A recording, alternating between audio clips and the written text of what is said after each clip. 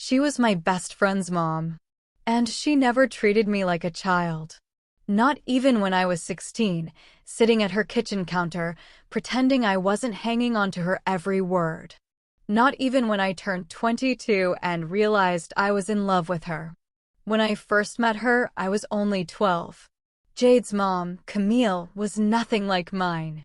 She wore soft cashmere and dark lipstick and always smelled like cedar and something expensive. When she laughed, it filled a room. When she looked at you, it was like the world paused for a breath. She made everyone feel seen. Especially me. At first, I thought it was just admiration. I mean, I was a kid. She was an adult. A mom. My best friend's mom. Off limits. Out of bounds. But even back then, I knew she was different.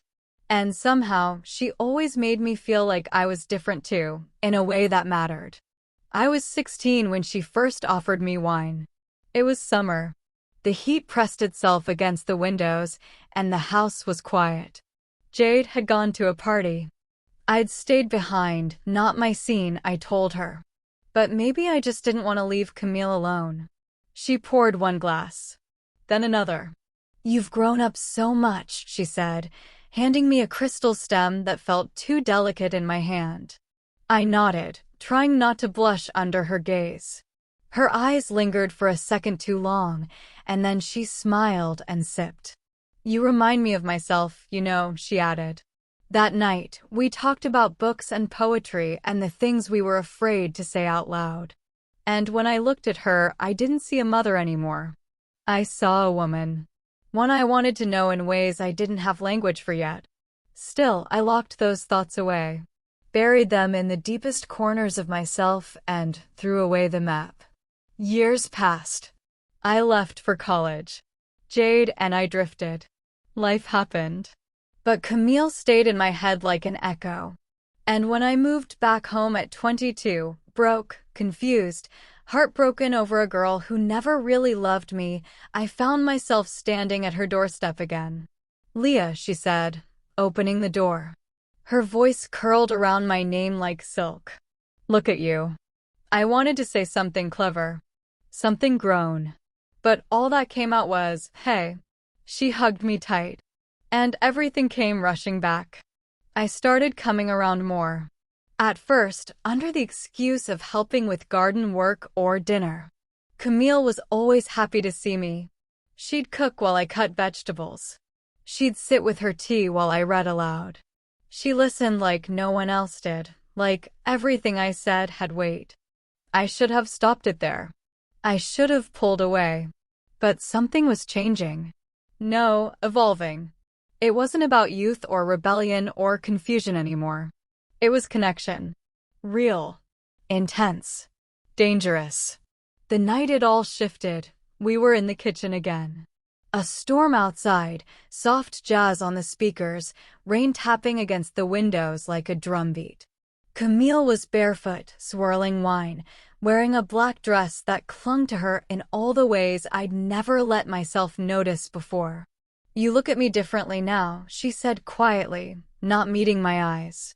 I froze. The air between us tightened. "I don't know what you mean," I said. She turned to me, her gaze steady. "Yes, you do." I opened my mouth. Closed it. My chest tightened like a fist. "You're not a child anymore, Leah." And just like that, everything cracked open. I stepped forward. She didn't move away. My fingers brushed hers. Electricity. Real and terrifying. "Tell me to leave," I whispered. She didn't. Instead, she reached up, cupped my face, and kissed me like it was the most natural thing in the world. Like we hadn't waited years for that moment. The first time was tender. Careful. Full of the weight of everything we couldn't say out loud. We held each other like we were both afraid it was a dream. Like time would rip it away if we weren't careful. And the second time? That was fire. That was the years we'd buried breaking through the surface. That was hands and mouths and whispered names. That was her pulling me close and breathing into my skin. "I never saw you as a child. Not ever." We kept it a secret. We had to. For Jade. For the world that wouldn't understand. For the part of us that still couldn't believe it was real. But secrets have weight. And the longer you hold them, the heavier they get. It became harder to pretend we were just old friends. Harder to ignore how my heart beat differently every time she brushed my arm. Harder to go back to my apartment alone after nights in her bed. I started dreaming of a life we could actually have, not just behind closed doors. But Camille? She wasn't ready. She'd built her life on being careful. And I was the fire she wasn't sure she could hold. The breaking point came when Jade saw me leaving one morning. Hair messy. Shirt wrinkled. Shoes in hand. She didn't say anything at first. Just stared. Then, that night, I got a message. Was that what it looked like? I didn't reply. I couldn't. But the next day, Camille called me. Her voice was small. She knows. Everything collapsed.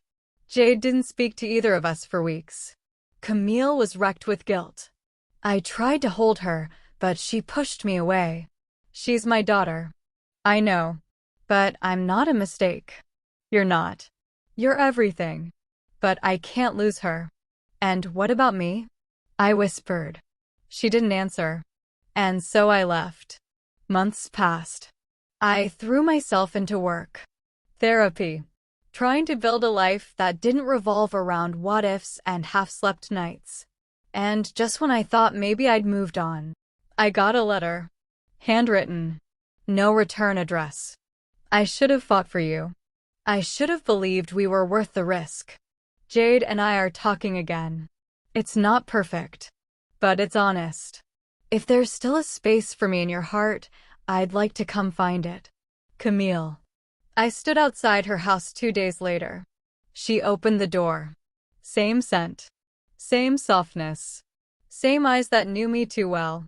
This time, I didn't hesitate. I walked in. And didn't walk out. Because sometimes the forbidden is only frightening until you name it. And sometimes, love waits until you're finally ready to hold it without shame. And she was worth the wait. Every second. Every silence. Every storm. Because she never treated me like a child. She saw the woman I was becoming even before I did. And in the end, she loved me like I'd always hoped she would. Fully. Freely. Undeniably.